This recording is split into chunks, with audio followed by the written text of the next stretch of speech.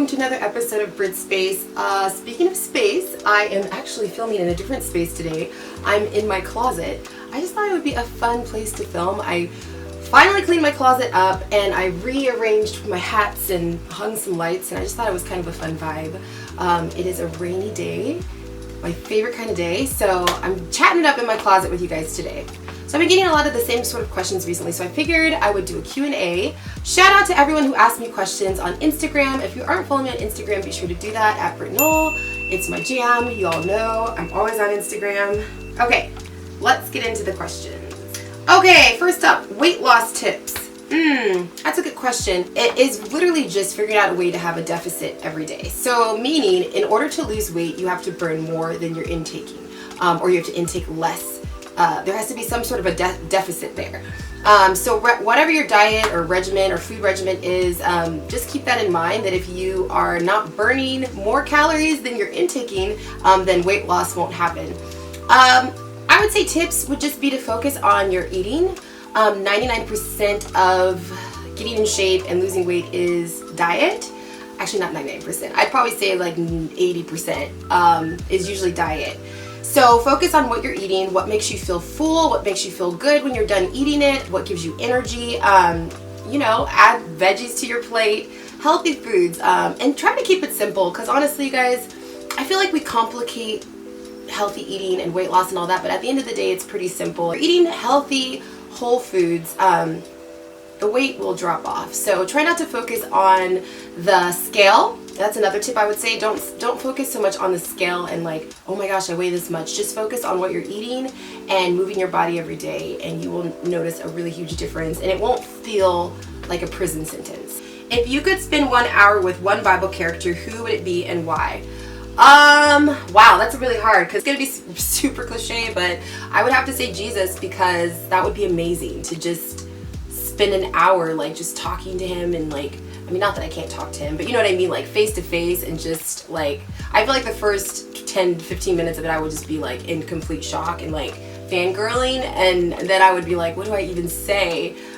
So yeah, I would definitely say Jesus. That's a really good question, by the way. Where was your first job and did you like it? Oh, I love this question. Okay, so my first job, technically, I used to babysit for money. I've always loved kids, and so when I was like 12, I would offer to babysit for moms in my church. And because I was pretty young still, usually what would happen was they would just drop their kids off at my house, and my mom would be there, but I would be like in charge of the babysitting part, just so I could kind of have some experience, but also have like a parent support.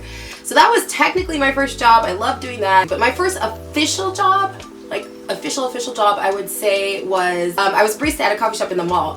Actually, Nordstrom was this store. They have like a cafe, and then they also have a espresso bar. So all my friends were working there, and they were like, you should work with us. It would be so fun. The hours are really flexible. And so I was like, cool, okay. And at this time, I didn't drink coffee at all. Like, I just got the job there because all my friends worked there, and it was good pay and it was flexible. But I will say that is exactly what made me fall in love with coffee, was working at that coffee bar. When I first started working, I didn't like coffee at all, and I remember like I would try some of the coffee drinks, and I'd always have to make it really sweet with tons of syrup because I was like, oh, I don't like the taste of coffee. And I worked there for pretty much all of high school, so obviously by the end I was obsessed with coffee, and that is where my love for coffee started. Advice on starting a successful YouTube channel. What's the best vlogging camera? Okay, so advice for starting a YouTube channel. Well, I would say first and foremost, figure out what you want to make your videos about. I think sometimes it can be easy to just watch other people's channel and be like, okay, I'm going to start my channel. And then when you go to film, you're like, wait, what am I filming? What am I doing? So I would just say, before you do anything, figure out what it is you want to share. Who is your audience? Who do you want to talk to, and why? And like, what is your purpose? You know, are you going to do lifestyle content? Do you love to cook? Are you going to do like a DIY channel, or you know, whatever your thing is, just figure that out beforehand. Next up, I would say figure out when you have the time to make videos, how often you want to upload. Try to figure out a day you're going to do that. As far as cameras and vlogging cameras go, I would just say research it. There's a ton of cameras from various price ranges. I don't even want to throw out like a specific brand, because you don't have to technically have a super expensive, overly nice camera to vlog. You could actually use your phone. You could go buy an inexpensive camera from Walmart or Target. Honestly, if you're just starting out, I would say start out small. Don't go buy some super expensive camera when you're just starting out. That would be my advice. Once you get into it and you kind of get the hang of it and you know what you want to do and you figured it out a little bit, then I'd say, you know, go invest in a nicer camera. But yeah, I think the main thing is just content. Also patience, because building an audience is really, really hard, and also keeping the attention of your audience is hard as well. I am so thankful for this community and thankful for you guys, but I struggle a lot with content because I have content I want to do, but then I also want you guys to be interested in the content. And so I try to mix it in with things I think you guys want to watch and you've requested, and things that actually do well when I upload them. Oh, one other tip. Don't do, this is more of a don't do videos just because you think they're popular. For example, makeup tutorials or being a makeup guru. If you love makeup and that's your thing, that's your jam, I say go for it. But if you really don't like doing makeup, but you're like, oh, everyone else does it and they seem to do really well, so I'm going to try that, I would just say don't even, because you're not going to stick with something you don't enjoy doing. So you definitely want to stick with the kind of videos that you like and the topics that you know really well and that you enjoy. So that's my tips. What tips can you give for someone who is going thrifting for the first time? Well, figure out what you are on the hunt for. Thrift stores can be super overwhelming, especially if you go in not knowing what you want at all. Like, for me, I usually go in with either I'm looking for furniture or I'm going for clothing or house stuff, but I usually will always start with an idea of what I want. Then I will go on Pinterest and I will just kind of look through my Pinterest boards and look through inspiration on Pinterest if I'm doing like a home project, and I will look at different things that I like, and when I go to the thrift store I'll have those in my mind so that I'm not just buying random stuff and just random junk. You have to look at the items you're getting with a vision in mind. I mean, when you look at them in the thrift store, usually it looks kind of dusty and like you're like, But think of how it's going to look once you take it home and clean it off and decorate it and put it with whatever else you have. Or if you're shopping for clothing items, think of how it can fit into your wardrobe and into outfits you already have. Are you ready for fall and all of its outfits it brings? That is an understatement. I am ecstatic for fall. Today was like slightly cool out and rainy and I was ready to bust out a sweater. I am so ready for fall, and this happens to me every year. I think August hits and I'm just like instantly over summer. Basically once school starts, I'm like, I'm ready for fall. How do you make time for yourself when having 3 kids? Ooh, that's difficult. Yeah, it definitely has to be intentional. So I would just say being intentional is probably one of the first ways, whether it's specifically taking 5 minutes to myself or 10 minutes to myself each day, but intentionally doing it to where even if I'm just like going to take a shower, intentionally knowing that shower time, I'm going to like turn my brain off from work and just enjoy the shower. Another thing that I do is when the kids are with their dad, I try to take a little time for just me, even though that's usually the time where I catch up on work and I catch up on laundry and cleaning and all these things. There are times where I will just say, you know what, I'm just going to spend the afternoon on my own. I'm going to take myself on a date to the bookstore or to a movie or something. I'm going to be very intentional with doing something just for me, not work related, not for the kids, just for me. But it's really, really hard. It is hard. It's a balancing act. Has parenting been a smidgen easier now that the kid's father's back in town? Yeah, I mean, I feel like that's kind of like an obvious yeah, because I mean, parenting completely on your own is extremely hard, especially when the other parent does not live in town and can't help out. So yes, it's definitely been more helpful having him here in town and the kids being able to see him more. Favorite thrift gem you found? Oh, that's really hard. I found a lot of amazing thrift gems. I would say my espresso, I found this little espresso machine, which I'm still planning to get a new espresso machine, like a nice new one, but I wasn't ready to buy one yet. And so I was at the thrift store and I found this little tiny espresso machine for like 15 bucks. And I was like, what? It works really well. The little steaming wand on it is broken, so I can't steam milk, but I can make espresso with it and it works really well. Do you answer all the questions your intelligent kids ask, or sometimes it's hard? Share, please. I try to answer all the questions the kids have. I mean, they are all asking me questions all the time, so there are definitely days where I just get a little overwhelmed, and I've definitely said like, hey, I just need a 5-minute break. Like, I just need a I just need a moment, okay? But yeah, I try to answer it the best I can, and if I don't have the answer to it, like what did Audrey ask me the other day? She's always asking me really interesting questions, and I'm like, I don't know. It was like some sort of scientific question that I was like, I've literally never thought of that before. And I didn't know, but I was like, well, we could look it up, you know, or we could get a book at the library about it and research it together since we both don't know. So to answer your question, I try my best to answer the questions. Are there days where I'm tired and I just say, I don't know? Yeah, I feel like every parent has done that. Their kids asking like 20 million questions and you're just like, I don't know. I was gonna have a cup of tea, but on the last time I did a sit down video and I was holding a cup, I had a lot of people say it was making them nervous because they thought whatever was in it was going to spill. So for all of you nervous people, I have a drink with a lid on it this time. Okay, I've gotten this question a lot, so I'm just gonna go ahead and address it. Are you still with your boyfriend? Did you break up with your boyfriend? Are you still dating? To answer that in a really delicate way without putting anyone on blast, the answer is no. I am no longer dating. I am single. It's a mutual decision, and yeah, I, full disclosure, feel like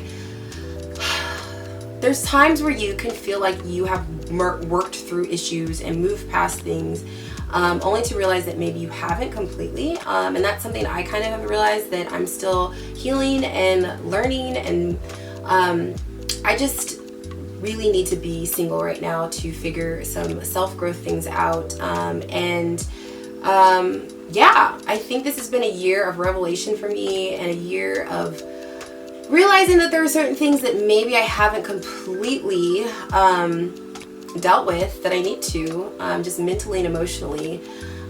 So yeah, I think I do best when I'm able to sort those things out on my own. So yeah, the relationship was super positive and I'm so grateful for that. And like I said, we are no longer together, but I feel like I'm in a place now where I really want to just focus on self-growth and my kids and work. And it is difficult. It's difficult to balance all of those things and dating as well. And I also am a bit of a perfectionist, and I don't like ever feeling like I'm letting someone down or I don't have time for them. And so yeah, all that to say, I think being single right now is the best choice for me. So that is my answer. I so appreciate you guys. You guys are so supportive, so sweet. I have appreciated all of your sweet messages and comments, and just also how respectful you've been about like not asking super personal things. And I just want to let you guys know I really appreciate that. And you guys are like my cheerleaders, and I truly feel that support and care, and I am so grateful for that. Was it hard to walk away from your marriage? By the way, love you. Oh, thank you. That's a very loaded question. I would say yes, it was hard. I would say yes, it was hard, but also it wasn't really my choice. I personally feel like when you make a marriage vow, you stick to it, and you work through things. But when someone else is not wanting to do that and they are over it and they're letting you know that, I think that it is not helpful to try to hold on to something when someone's telling you that they don't want to. So in that regard, I think letting it go and releasing it and just being like, okay, this is what you want, I respect that. It was difficult, yeah. It definitely felt like I was getting dumped, for sure. And I really had to work through a lot of issues and a lot of self-doubt and all that kind of stuff. But I think that goes for any breakup or any relationship that ends, especially the way that mine ended. It was messy and just not really the best. But I'm thankful for the journey, and I'm thankful for the clarity I have now, and I'm really grateful to be in a better place. Okay, what are some ways you save money / budget? Ooh, girl. Okay, so some ways that I like to save and budget is let's start with save. Eating at home more, which is something that I struggle with a lot because one of my favorite things to do is to eat out. I love trying different places to eat. I love different restaurants, but that gets expensive. So I think a really great way to save is to eat at home and try new recipes. You know, like maybe some of the favorite things that you love to order out, learn to make at home. I know for me, I really enjoy sushi, but because I've been doing plant-based, I've been ordering like veggie sushi, which I could totally make at home myself. So that is one of my goals, is to make my own sushi, so so I'm not tempted to order out. I also love buying like pre-packaged things from Trader Joe's that are decently healthy, but it kind of feels like takeout. So when you do want to save money, but you want that takeout feel, you have something in your freezer that you can just grab. Another thing that's a really great way to budget and save and help is selling stuff on like Poshmark, OfferUp. A lot of times when I plan a new project and I want to buy a new furniture, I will just resell some stuff I already have. Instead of having to budget for it, I will resell and use that money to buy something else. So if you have stuff laying around your basement, get it on OfferUp, get it on Facebook Market. I know it might seem like, well, who's gonna buy this? But think about it, you could make 20 bucks or just give it away for free. Like, why not make 20 bucks, you know? Even if it's not a ton of money, that adds up. I have sold things on OfferUp anywhere from like side tables I had in my basement. Like, I literally just went down in my basement one day and was like, I'm just gonna clean all this off and take cool pictures and post it on OfferUp, and people will buy it. So that's a really good way to earn a little extra cash. Where are you from? Oh, that's really random. I don't know why that seems so random. Where am I from? Well, I was originally born in Denver, but I moved to Kansas City when I was 9. So I guess I'm from Denver, but I've lived in Kansas City like basically my whole life. So I'm from here too. Okay guys, that is all for today. Thank you so much for the awesome questions for this Brit chat.